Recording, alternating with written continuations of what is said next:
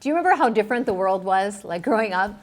I remember growing up, neighbors and friends and people voted for different political parties, and you're still friends with them, and nothing changed. They just voted a different way.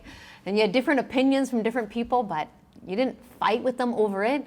You didn't defriend them over it, block them. We didn't have Facebook then. And you still got along with everyone.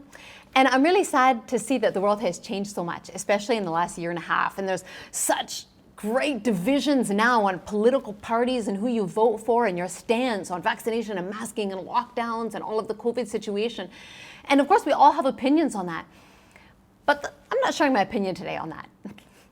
You've seen enough videos of those opinions. What I felt I needed to share today was remind us of what Jesus said. Because Jesus encouraged us, he told us to remind us on the Sermon on the Mount that if you love people, and if you only like people who are like you, have the same opinion as you, and you only love people who love you and not those who are against you, then you're no different than anyone in the world.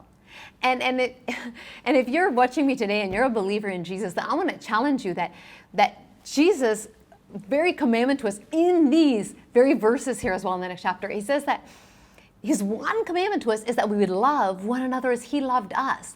And he even made this amazing statement that the world would know who we are. It would prove to the world that we are his disciples when we love one another.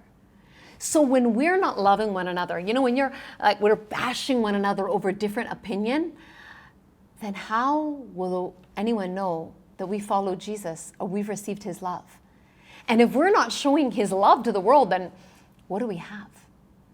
It says it another way like this in 1 Corinthians. It says that even if I had like the words of angels and I had the greatest prophecy and the most amazing knowledge of it all, but I said it without love, it would be the sound of like a banging cymbals or gong.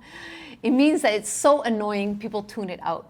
So you could have the most amazing insight and opinion today, but if it's without love, no one's going to want to listen to it.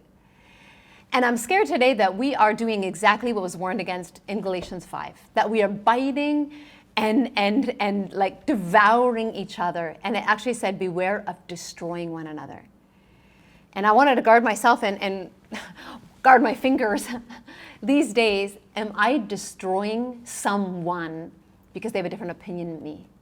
When Jesus spoke to us and reminded us that if you only love people who are like you, then you don't really truly love. No one's going to know his love with that kind of demonstration. So my encouragement for all of us today is to come back and remember the most amazing love that Jesus said that he loved us even when we were enemies with God. He loved us when we hate him. And if you're watching this video today and you don't believe in Jesus yet, then I want to encourage you that don't look at us. We're all failing. We're trying to follow him and we haven't been doing it perfectly. We probably messed up a lot this last year and a half or more than that.